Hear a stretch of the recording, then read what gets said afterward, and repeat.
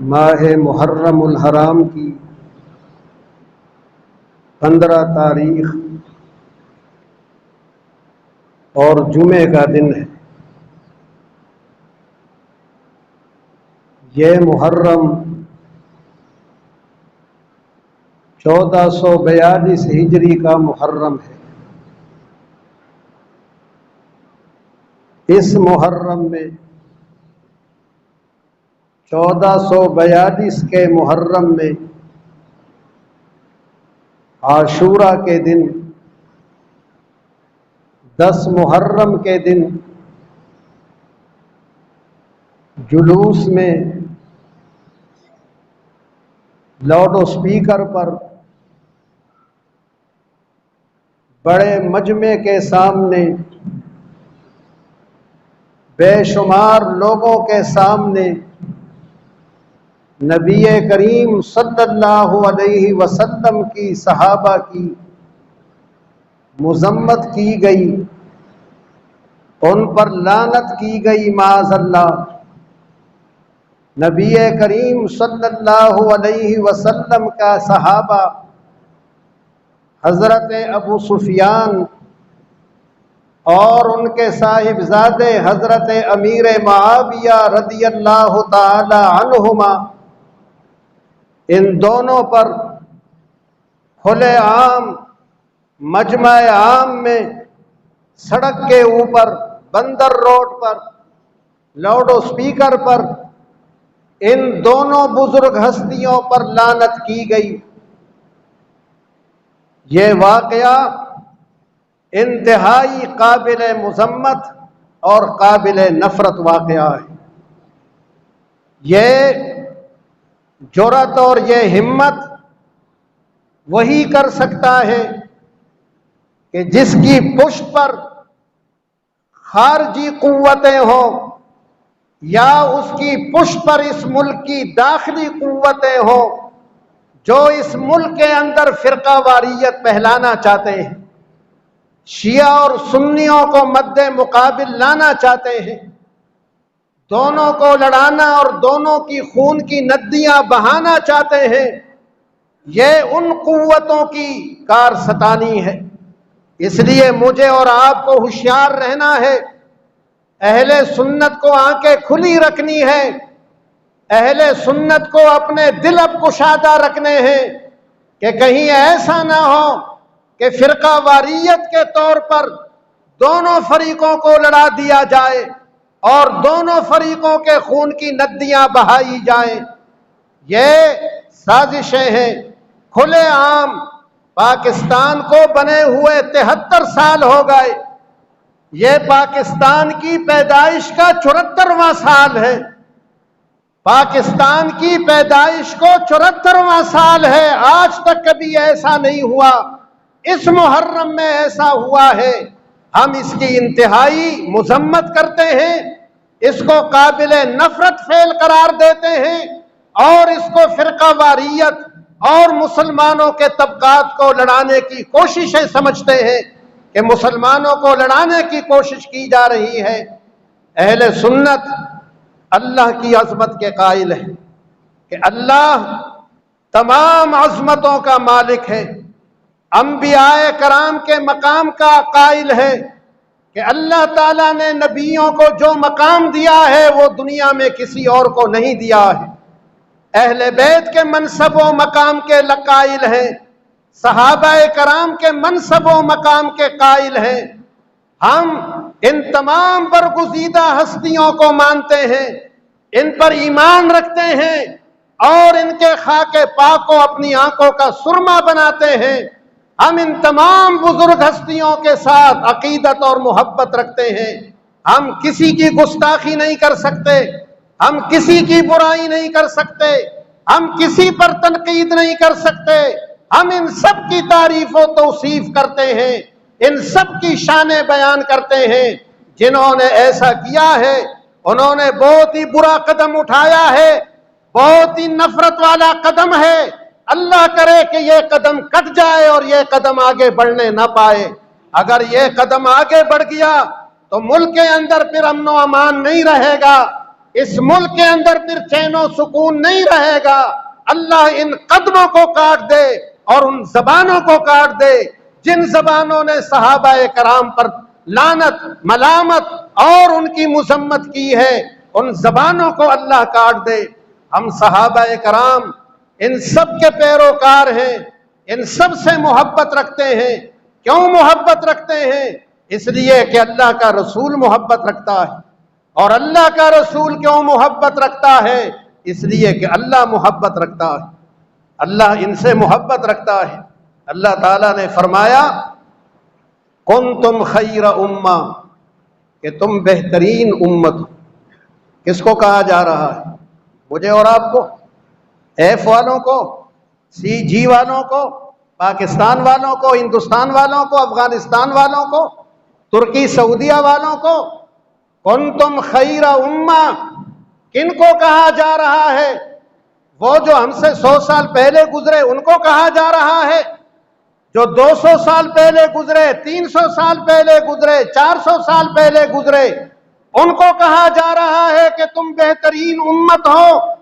یہ انہیں کہا جا رہا ہے جن کی آنکھوں کے سامنے قرآن اترتا تھا، جن کی آنکھوں کے سامنے نبی کریم پر وحی آتی تھی، انہیں کہا جا رہا ہے کہ تم بہترین امت ہو۔ اور وہ صحابہ کہلاتے ہیں، انہیں صحابی کہتے ہیں، انہیں صحابہ کہتے ہیں۔ اللہ فرماتا ہے تم بہترین امت ہو، تم بہترین جماعت ہو۔ اسے فرما رہا ہے؟ بتاؤ مجھے۔ اب سنیوں کو آنکھیں کھولنی ہے، زبان بھی کھولنی ہے۔ کن کو اللہ فرما رہا ہے کہ تم بہترین امت ہو؟ کن کو کہا جا رہا ہے؟ یہ صحابہ کو۔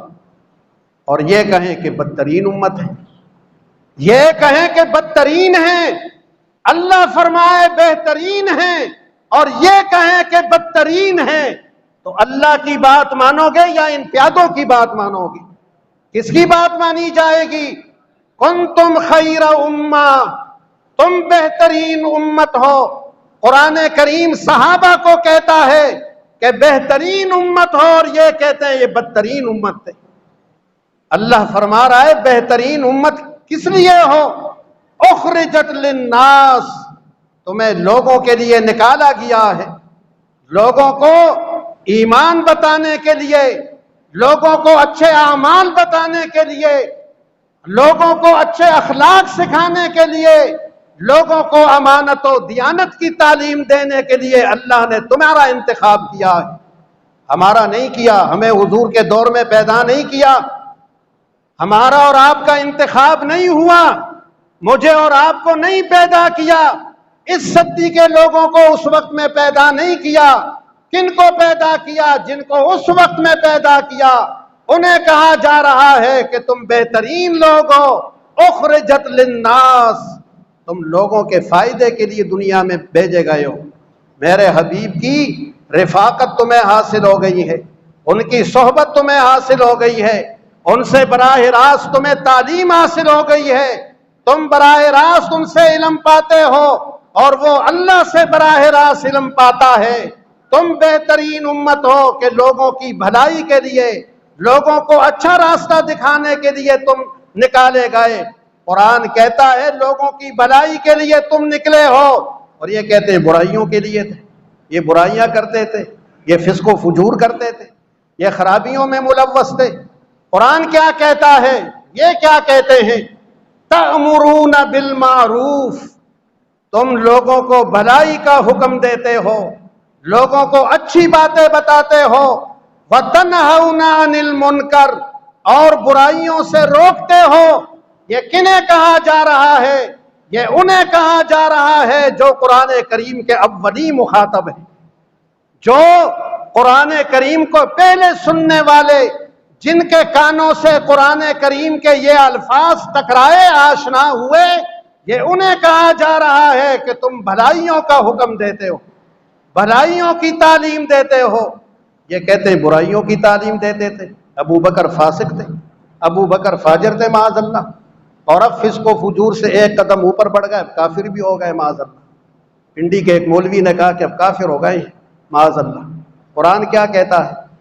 تؤمنون باللہ، کہ تم اللہ پر ایمان رکھتے ہو، اللہ تعالیٰ تو فرما رہا ہے کہ میرے نبی کے صحابہ تؤمنون باللہ، تم اللہ پر یقین رکھتے ہو، تم مومن ہو، اور یہ کہتے ہیں کہ مومن نہیں تھے، منافق تھے، دل سے کافر تھے، دل میں ایمان نہیں تھا، دل میں رسول اللہ سے کوئی چاہت کوئی محبت نہیں تھی، سب سامنے کی باتیں تھی دنیا حاصل کرنے کے لیے کہ مال و دولت کمائیں نبی کے ذریعے سے، مال و دولت حاصل کریں، پیسہ کمائیں، دولت کمائیں نبی کے ذریعے۔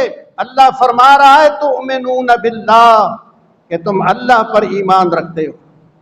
یہ جو فرمایا تم بہترین امت ہو، اس میں ابو بکر شامل نہیں ہے، اس میں حضرت عمر شامل نہیں ہے، اس میں حضرت عثمان شامل نہیں ہے، اس میں حضرت علی شامل نہیں ہے، اس میں حضرت سعد شامل نہیں ہے، اس میں باقی صحابہ شامل نہیں ہے۔ کس کو اللہ کہہ رہا ہے کہ تم بہترین امت ہو؟ یہ کیا ہواؤں میں باتیں ہو رہی ہیں، فضاؤں میں یہ گفتگو ہو رہی ہے؟ اللہ ابو بکر کو فرما رہا ہے، حضرت عمر کو فرما رہا ہے، حضرت عثمان کو فرما رہا ہے، حضرت علی شیر خدا کو فرما رہا ہے، حضرت طلحہ کو فرما رہا ہے، سعد ابن ابی وقاص کو فرما رہا ہے، تمام صحابہ کو فرما رہا ہے کہ تم بہترین امت ہو۔ یہ بہترین لوگ ہیں، ان کی برائی نہیں کریں گے، ان کی خرابی بیان نہیں کریں گے۔ خرابی تو ان میں بہت ہی کم تھی، خرابی تو رسول اللہ نے دور کر دی تھی، حضور کی صحبت کے ذریعے، آپ کی تعلیم و تربیت کے ذریعے یہ تو ستھرے ہو گئے۔ اللہ نے فرمایا میرا حبیب یزکیہم، ستھرا کرتا ہے لوگوں کو، پاک کرتا ہے لوگوں کو۔ اللہ کا نبی تو پاک کرتا ہے، یہ پاک ہو گئے تھے، ستھرے ہو گئے تھے۔ اور پھر بھی اگر انسانی تقاضوں کے تحت، بشری تقاضوں کے تحت ان میں کوئی برائی تھی تو اس کو میں اور آپ نہیں اچھالیں گے کہ میں اور آپ اچھالیں۔ میں اور آپ کیا چیز ہے؟ ہماری کیا حیثیت ہے؟ ہماری حیثیت ہے کہ ان بڑی ہستیوں کے بارے میں بات کریں، ان کی تعریف کریں گے، ان کی توصیف کریں گے، ان کی شان بیان کریں گے، ان کی خامیوں کو اچھالیں گے۔ میں گھر سے باہر آ کر اپنے باپ کی خرابیاں بیان کروں گا؟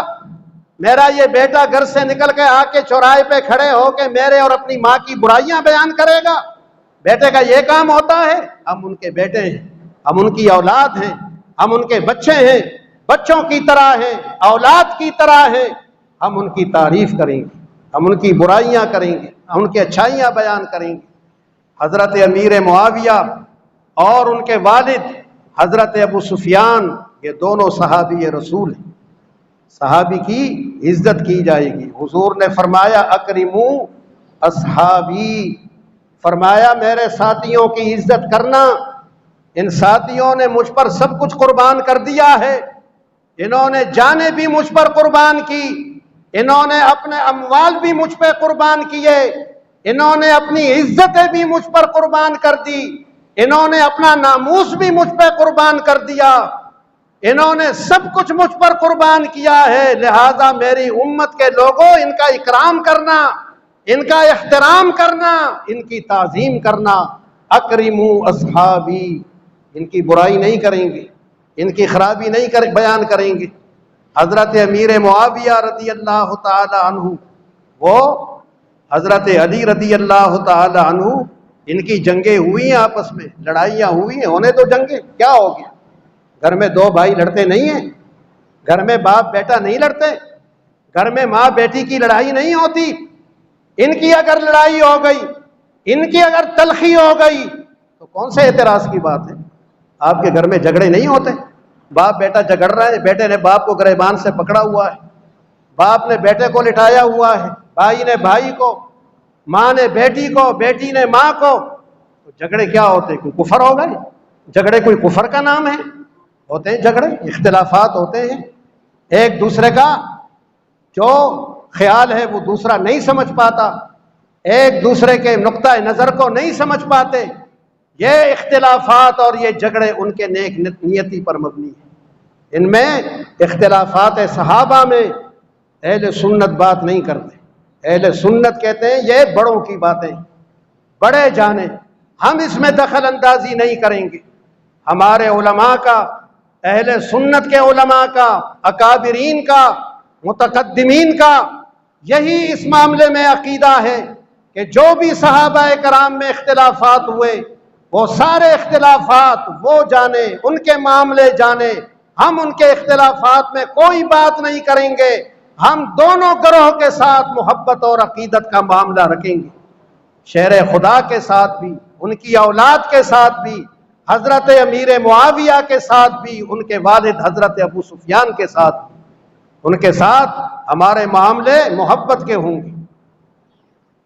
ایک سید لڑکا جو سادات ہیں اکثر یہ امیر معاویہ سے نفرت رکھتے ہیں، نفرت نہیں رکھنا ہے، کیوں نفرت رکھے؟ کہتے ہیں ہمارے باپ دادا سے لڑے ہیں، جھگڑے ہوئے ہیں، انہیں تو جھگڑے ان کے، آپ اور ہم کون ہیں؟ یہ امیر معاویہ سے بغض رکھتا تھا، امیر معاویہ رضی اللہ تعالی عنہ سے نفرت رکھتا تھا۔ نفرت اس بنا پہ کہ لڑائیاں ہوئی، جھگڑے ہوئے، انہیں تو جھگڑے کیا ہو گئے؟ جھگڑے ہوتے نہیں ہیں۔ اللہ فرماتا ہے انما المؤمنون اخوہ فاصلحوا بین اخویکم، مومن بھائی بھائی ہیں، جھگڑے ہو جائے تو صلح کرا دو۔ اللہ تو فرما رہا ہے جھگڑا ہو جائے تو صلح کرا دو۔ اللہ فرماتا ہے قتل ہو جائے تو جس نے جان بوجھ کے قتل کیا ہے اسے قتل کر دو، قصاص لے لو، غلطی سے قتل ہو گیا ہے تو دیت لے لو۔ یہ جھگڑے قرآن بیان نہیں کرتا ہے، یہ کون بیان کرتا ہے کہ جھگڑے ہو جائیں، قتل ہو جائیں تو قرآن کیا کہتا ہے کہ قتل ہو کے تم کافر ہو گئے، تم دائرہ ایمان سے نکل گئے، تم لعنتی بن گئے۔ قرآن کریم کہتا ہے قتل ہو جائے، غلطی سے تم سے قتل ہو گیا تو دیت دے دو مقتول کے اولیاء کو، جان بوجھ کے قتل ہو جائے تو اپنے آپ کو بدلے کے لیے پیش کر دو، اپنے آپ کو قصاص کے لیے پیش کر دو۔ قرآن کہہ دیتا کہ کافر ہو گیا قتل کرنے سے، تو دائرہ اسلام سے نکل گیا ہے۔ دائرہ اسلام سے نہیں نکلتے جھگڑوں سے، اختلافات سے، جھگڑوں سے نہیں نکلتے، دائرہ اسلام کے اندر ہی رہتے ہیں۔ وہ نوجوان امیر معاویہ رضی اللہ تعالی عنہ سے دل میں بغض رکھتا تھا۔ وہ کہتا ہے کہ ایک دن میں حضرت مجدد الف ثانی رحمت اللہ تعالی علیہ کی مکتوبات کا مطالعہ کر رہا تھا۔ حضرت مجدد الف ثانی رحمت اللہ علیہ بہت بڑے بزرگ ہیں، بہت بڑی ہستی ہیں، ان کی مکتوبات ہیں، ان کی کتاب کئی جلدوں میں ہے، یہ ان کے خطوط ہیں جو انہوں نے اپنے خلفاء کو لکھے، اپنے مریدوں کو لکھے، جن لوگوں نے ان سے شرعی مسائل پوچھے ان کو جو خطوط لکھے ہیں، یہ تمام خطوط ان کے مکتوبات کے اندر جمع ہے۔ ان کے مکتوبات میں ایک خط حضرت امیر معاویہ اور حضرت علی کے بارے میں ہے رضی اللہ تعالی عنہما، ان کے اختلافات کے بارے میں، ان کے جھگڑوں کے بارے میں۔ کسی نے سوال کیا ہے کہ ان کے جھگڑوں کا کیا حکم ہے؟ انہوں نے جواب میں لکھا کہ دونوں کا احترام کریں گے، دونوں کی عزت کریں گے، دونوں بھائی تھے، دونوں میں جھگڑے ہوئے، ہم دونوں کا احترام کریں گے، دونوں کی عزت کریں گے، کسی کو ہم برا نہیں کہیں گے۔ وہ لڑکا کہتا ہے کہ یہ تحریر پڑھ کر میرے تن بدن میں آگ لگ گئی، میں نے کتاب پھینک دی یوں کر کے۔ کہ مجدد الف ثانی بھی امیر معاویہ کے بارے میں ایسی بات کرتا ہے رضی اللہ تعالی عنہ کہ انہیں کچھ نہیں کہیں گے، ان کے بارے میں کوئی غلط بات نہیں کی جائے گی۔ کہتے ہیں رات کو سویا تو خواب میں دیکھا کہ حضرت مجدد الف ثانی تشریف لے آئے۔ یہ اللہ والے ہوتے ہیں، انہیں اللہ خبر کر دیتا ہے، انہیں اطلاع ہو جاتی ہے کہ کس نے کیا کیا ہے ہمارے ساتھ۔ کہا تو اتنا بڑا آدمی ہو گیا ہے، تو اتنا بڑا لائق اور تو اتنا بڑا قابل کہ تو ہماری کتابیں پھینکتا ہے، تو میری کتاب پھینکتا ہے، تو اتنا بڑا عالم، اتنا بڑا لائق۔ اس نے کہا کہ آپ نے یہ کیا لکھا ہے؟ امیر معاویہ کی تعریف کی آپ نے، ان کے بارے میں آپ نے اچھی باتیں لکھی ہیں، میں ان کو نہیں مانتا۔ فرمایا نہیں مانتا، ان باتوں کو نہیں مانتا تو؟ کہنا نہیں، میں امیر معاویہ رضی اللہ تعالی عنہ کے بارے میں ان باتوں کو نہیں مانتا۔ ہاتھ سے پکڑا اور کہا کہ چل میرے ساتھ حضرت علی مرتضیٰ کے پاس، شہر خدا کے پاس چل، وہ امیر معاویہ کے بارے میں کیا کہتے ہیں۔ کہتے مجھے ہاتھ سے پکڑ کر محل میں لے گئے، باغ میں لے گئے، باغ سے محل میں لے گئے، بہت بڑا محل، حضرت علی شیر خدا تشریف فرمائے۔ شیر خدا نے فرمایا مجھے اشارہ کر کے کہ لڑکے میرے بیٹے، جو مجدد الف ثانی کہتا ہے وہ ٹھیک ہے، انہوں نے صحیح لکھا ہے، ہمارے درمیان جو جھگڑے ہو گئے، ہم بھائی تھے، تمہارا کوئی عمل دخل ان کے اندر نہیں ہے، یہ صحیح کہتے ہیں۔ حضرت علی نے یہ بات کہی، لیکن تب بھی میرے دل میں بغض رہا، نفرت نہیں نکلی۔ حضرت علی نے مجدد صاحب کو فرمایا کہ ایک تمانچہ اسے رسید کر، ایک تھپڑ لگا اسے، اس کے دل سے یہ بغض تب نکلے گا جب اسے ایک تھپڑ رسید کر دو گے۔ کہا مجدد صاحب نے مجھے تمانچہ لگایا، تمانچے کا لگانا تھا کہ ساری نفرتیں میرے دل سے حضرت معاویہ کی، امیر معاویہ کی نکل گئی رضی اللہ تعالی عنہ۔ میری آنکھ کھلی تو میرے دل میں حضرت امیر معاویہ کی محبتوں کا سمندر ٹھاٹے مار رہا تھا، اس لیے کسی کی تلقین نہیں کریں گے۔ یہ جو واقعہ ہوا ہے 10 محرم کو، انتہائی شرمناک واقعہ ہوا ہے، اور اس واقعے کی مذمت کے لیے، اللہ کی عظمت کے لیے، اس کے رسول کے ناموس کے لیے، ختم نبوت کی حفاظت کے لیے، اہل بیت کے ناموس کے تحفظ کے لیے، صحابہ کرام کے مقام و مرتبے کی حفاظت کے لیے اگلے ہفتے کو جلوس نکلے گا، جس کی قیادت مفتی عالم اسلام حضرت مولانا مفتی منیب الرحمان صاحب اور دوسرے علماء اہل سنت کریں گے۔ یہ جلوس نکلے گا، یہ پوری دنیا کو بتائے گا کہ حضرت ابو بکر کے حامی موجود ہیں، حضرت عمر کے حامی بھی موجود ہیں، حضرت عثمان کے، حضرت علی کے، اہل بیت کے، حضرت امیر معاویہ کے حامی بھی موجود ہیں۔ یہ جلوس مزار قائد سے نکلے گا، تبت سینٹر پہ آئے گا، وہاں علماء کرام کا خطاب ہوگا، اس میں جذبہ ایمانی کے تحت سب نے شامل ہونا ہے، پورے ایف نے، ایک ایک جوان نے، ایک ایک بزرگ نے اس جلوس میں شامل ہونا ہے۔ یہ مہنگائی کے خلاف جلوس نہیں ہے، یہ بجلی اور پانی کے خلاف جلوس نہیں ہے، یہ کسی بدعنوانی کے خلاف جلوس نہیں ہے، یہ اللہ کی شان کے لیے، اس کے رسول کے ناموس کے تحفظ کے لیے، صحابہ کرام کے ناموس کے تحفظ کے لیے، اہل بیت کے ناموس کے تحفظ کے لیے یہ جلوس ہے۔ اس میں شرکت کرنا ہے اور جذبہ ایمانی سے کرنا ہے، اللہ کی رضا کے لیے کرنا ہے، یہ سب کچھ اللہ اور اس کے رسول کی رضا کے لیے، اہل بیت کی رضا کے لیے، صحابہ کرام کی رضا کے لیے۔ یہ انشاءاللہ کیا تاریخ ہے؟ 12 ستمبر انشاءاللہ العزیز، ہفتے کا دن 10 بجے سے یہ جلوس روانہ ہوگا، یہاں سے بھی نکلے گا انشاءاللہ تعالیٰ، اس مسجد سے بھی نکالیں گے، یہاں سے بھی جلوس روانہ ہوگا۔ اللہ تعالیٰ اپنے حبیب پر، حبیب کے رفقاء پر، صحابہ کرام پر، ان کے اہل بیت پر اپنی بے شمار رحمت نازل فرمائے، ہمارے سینوں کو، ہمارے دلوں کو ان کی محبت سے لبریز رکھے۔